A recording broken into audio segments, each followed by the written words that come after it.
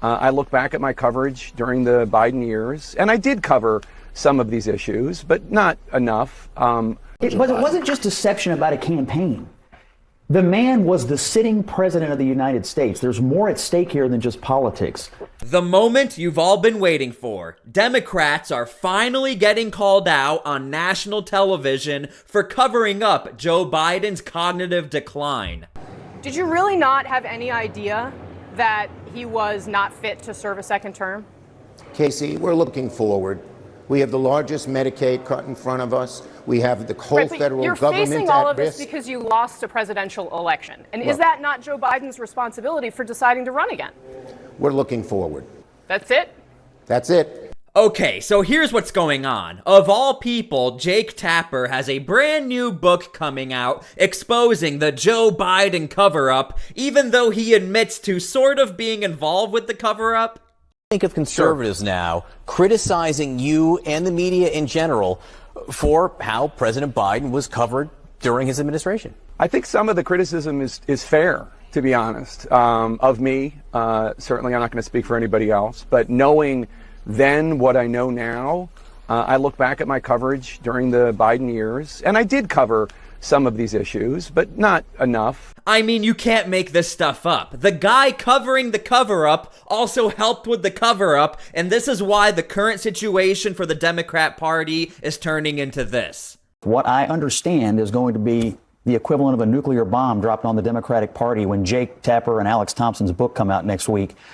I don't know that the Democrats have fully internalized what's about to happen to them. Between what he looks like today and what they're about to report, Now, there's a lot of different directions we can take in this video. Do we talk about how dangerous this cover-up was for the entire United States? Do we talk about Jake Tapper lying and then still writing this book? Do we talk about all of the prominent Democrats getting called out? Well, let's take every direction. Here we go. Sir, here you are several times before the election saying that he was just fine. Watch this. Biden seeking re-election? Absolutely. I've seen the president twice in the last 2 weeks. I've had a conversation with him. He's completely mentally sharp. When the president is out there, he's at his best. Have him debate in the general election. I don't think Donald Trump will. I have spoken with the president. He is fully coherent. He is on top of details when I have talked to him. Were you telling the truth back then? I was. I have met him a few times at public events, and he was. But, of course, I didn't have the full picture. I mean, I met him maybe 2 times on rope lines and at public events. And Hold on. You would have thought that Democrat was like best friends with Joe Biden, and he's the spokesperson for Joe Biden, how confident he was in those interviews, and now you can see the walk back. This is a very, very common theme right now. For every Democrat who defended Joe Biden, they either don't answer like Chuck Schumer, or they just say, well, I didn't know the full picture. He is among the people that are responsible for this. The leaders of the Democratic Party, the staff of the White House, and I have to say, I find everybody now talking to these authors, get out of here. Go home. You're part of the problem. Now you tell us? So I find, the reason why the Democratic Party has less credibility today. Here's an unpopular president, and the Democratic Party has a worse rating than the Republican Party with this catastrophic governance that we've seen over the last 120 days. And yet, why is the Democratic Party in worse shape? Because of this distrust. Because of this, frankly, what the public feels as if the party leadership let them down and let this happen. He's as responsible as anybody else. He was a leader in the party. He could have said something sooner, and he didn't. Okay, in that clip, he was calling out other Democrat leaders for not saying anything behind the scenes. In fact, here's a reminder of what happened during that debate between Trump and Joe Biden. We're going to continue to move until we get the total ban on the total initiative relative to what we're going to do with more Border Patrol and more asylum officers. President Trump? I really don't know what he said at the end of that sentence. I don't think he knows what he said either. Look, we had the safest border in the history of our country. Now look, Democrats were critical of Joe Biden's performance, but they didn't say, wow, something must be up. I mean, this is kind of concerning. If anything, behind the scenes, it looks like, you know what? Let's write a book about it. And I remember the day after the debate, a lot of the talk was, well, was this just a bad night or was this Joe Biden's in trouble? And there, even after that debate, was this real attempt to say, well, it was just a bad night. Well, it was just a bad night. Where poll after poll after poll that I was seeing was saying, America is screaming, this is not just a bad night. This is exactly who we worried that he was. Okay, so please stick around because the clips get even better. Are you still feeling off after the COVID vaccine? You're not alone, and new research backs it up. In a groundbreaking study, Risk Stratification for Future Cardiac Arrest After the Jab, Dr. Peter McCullough highlights an alarming rise in sudden cardiac events among young and previous healthy individuals. His study found that tiny hidden patches of heart inflammation, often missed by doctors, could silently be building up, leading to sudden heart attacks during exercise or sleep. That's why the wellness company created the 3-in-1 Ultimate Spike Detox, crafted with 100% natural ingredients, specifically designed to help your body clear harmful spike proteins, reduce inflammation, and support heart health. Don't wait until symptoms strike. Experience the only formula approved and used by Dr. McCullough, a top freedom-fighting doctor who risked it all. Head to twc.health/T-SPLY and use code T-SPLY to get 10% off, plus free shipping. Again, that's twc.health/T-SPLY and use code T-SPLY to get 10% off. Go back to that pre-COVID feeling. Okay, it's Joe Biden's decision alone. You know what worked to get Joe Biden out of the race before that debate? Nothing. Okay, my partner James Carville every day was on TV screaming. Our colleague David Axelrod every day on TV saying Biden was too old. You know what effect that had? Nothing. That, God bless him, that Irishman just dug run his heels against in. him, though? Dean, Because in all of American history. I mean, Dean Phillips did. I went to New Hampshire with Dean Phillips. In all of American history, you know how many people have defeated an incumbent president in their own party?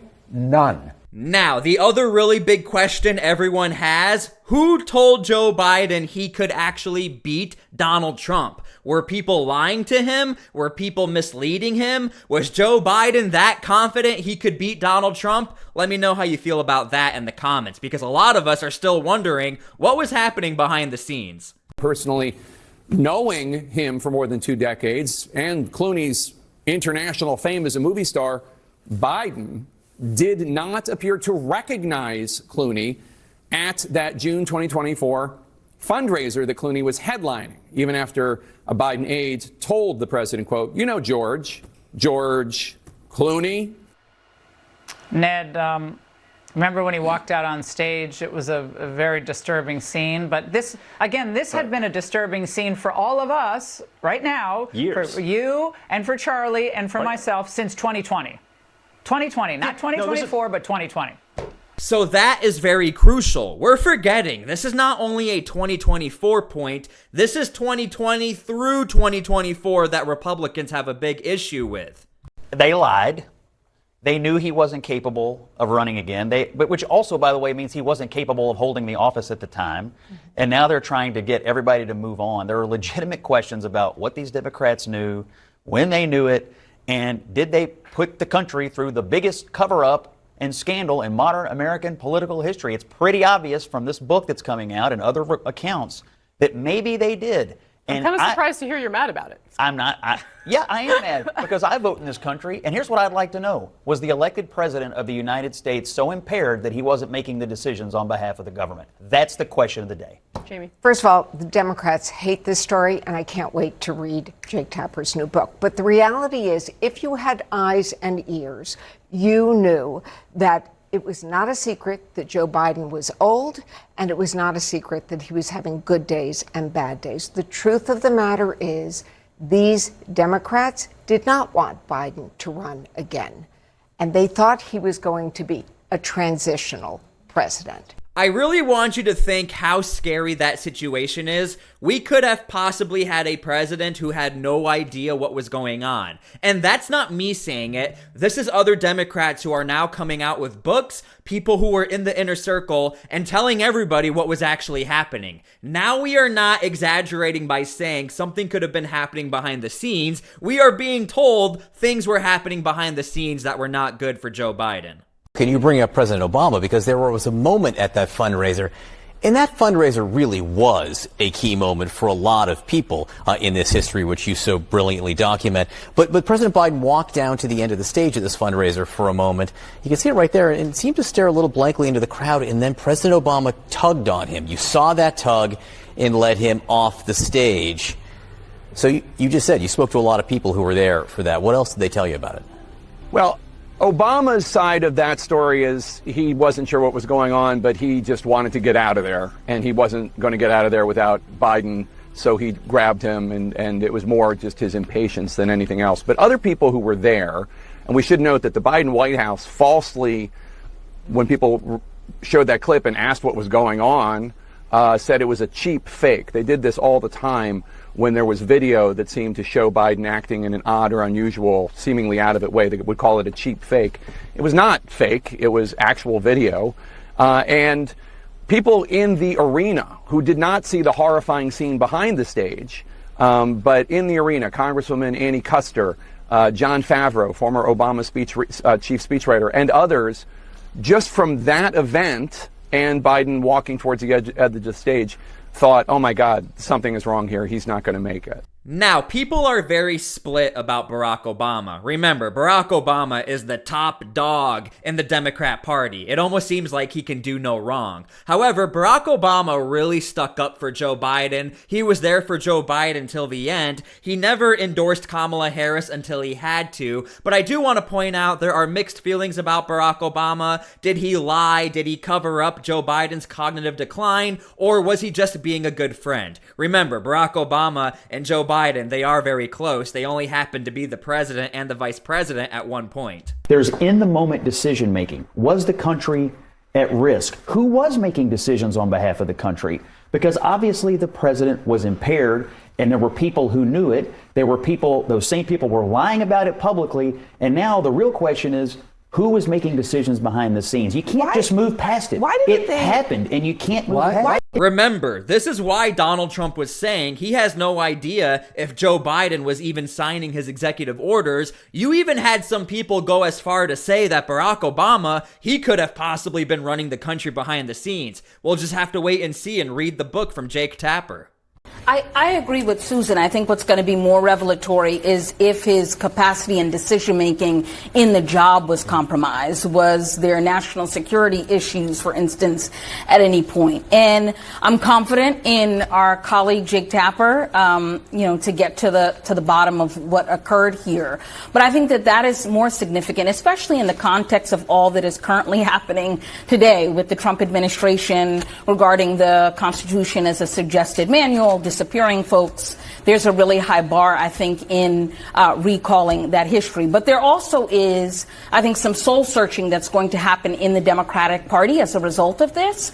And a lot of questions being asked about why didn't you say something? Right. Now, I do want to point out, a lot of people are questioning, hold on, CNN, you are a left-leaning news network, and Jake Tapper was on CNN when a lot of this was happening. Thus, wasn't CNN also involved with all of this? And even Jake Tapper is sort of claiming, yeah, I had a little bit to do with this. A lot of memes and what the White House is calling cheap fakes, which means that there are videos that are being put out on social media and then amplified on conservative media that in some cases are just not right, and in other cases are highly, highly misleading of President Biden. So it's the question that I started this conversation with, is how much to talk about it versus how much to just kind of ignore it, which is a reality. You have a 78-year-old and an 82-year-old, 81-year-old, and we have lots of examples of both of them. Yeah. Maybe Trump's aren't played as much, but both of them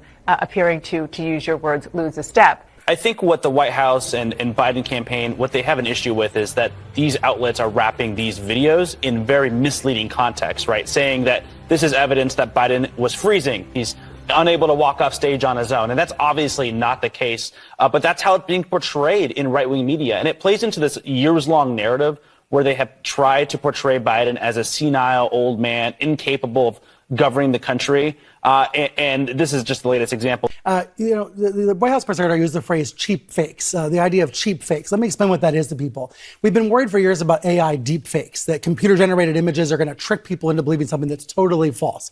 Cheap fakes are a little bit simpler. They're cheap. They're just distorted, out-of-context videos, chopped up in certain ways, constructed in certain ways. That's what we're seeing. That's what the Biden administration, the Biden campaign is so worried about right now. But make no mistake, they are worried about this. This is a real problem. This is not some made-up fiction. And again, all of those clips are from CNN, and all of those clips are saying the opposite of what Jake Tapper is now saying. The videos we saw with Barack Obama and Joe Biden are real. However, those CNN news anchors were saying, well, a lot of these are deep fakes, it's AI, it's really not that true. So what it looks like to me, and I give respect to CNN, it does look like they're either trying to wash their hands or trying to escape from the situation by selling this book, promoting the book, and telling everybody what happened. Again, we even have Scott Jennings now on CNN where he's throwing a lot of people under the bus. When you look at organizations like MSNBC, they are not taking this approach. In fact, they're not even talking about this. Of the country believes these people anymore and thinks they can actually trust them, because there's only one of two options here. Either Jake Tapper is just about the worst journalist who's supposed to investigate and research and, maybe was totally blind for about 5 years there, or he denied like they all did, tried to cover up what we all saw ourselves, and now that he can make a buck off of it, now all of a sudden he was duped by the White House. It's absolutely ridiculous, of course, Jesse. This is why I keep saying, and Scott Jennings, there's really no way around this. You either were blind, or you're bad at your job, or you were lying. Every pathway is a very destructive pathway for the Democrat Party. So the White House physician, Dr. Kevin O'Connor, was telling White House aides that President Biden's deterioration of his spine, the degeneration, was so significant that if he fell one more time, that he might have to be in a wheelchair and serve in a wheelchair for his second term. But everybody pushed off the notion that he used a wheelchair until after the election. This is all part of a larger whole where the Biden White House tried to hide the extent of his deterioration, both physical and cognitive, as much as possible.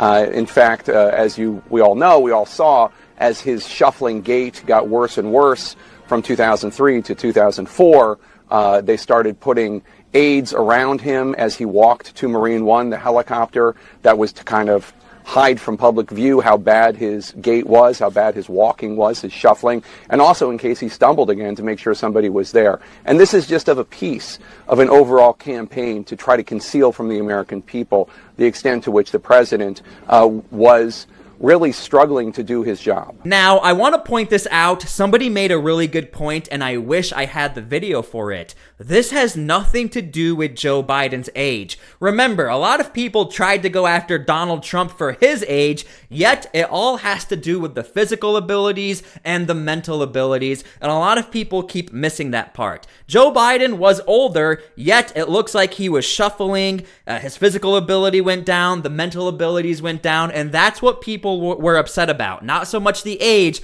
but the decline itself. And for anybody who has aging parents, we know out of nowhere we can start to see that decline, and when the feet start shuffling, we know that's not the greatest sign. The president that I saw when I was there was someone who was absolutely slower. He was absolutely somebody who, walked with kind of that stiffened gait, I think is the word they used.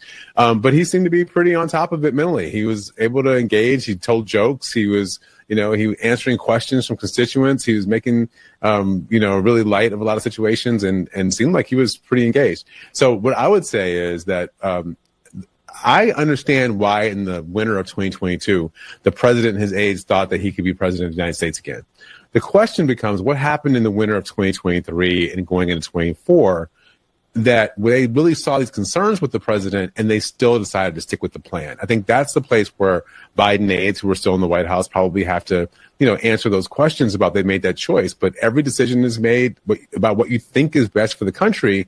But sometimes what's best for the country may not be best for your boss. Now, I can't find any clips about these Biden aides, but I'm sure eventually we might get another book of some random Biden aide who needs to make a few extra dollars and sell a book of what was happening behind the scenes. So again, let me know how you feel about all of this. A lot of people are upset with Jake Tapper. A lot of people love Jake Tapper. People are calling him a hypocrite. And it looks like he's accepting all of it. He understands what's going on. And it does look like CNN is definitely helping him out with the promotion. I mean, how upset could you get when your book is about to be the number one bestseller in America and you're about to make a boatload of money? So anyway, thank you guys for being here. God bless, and we'll see you all later.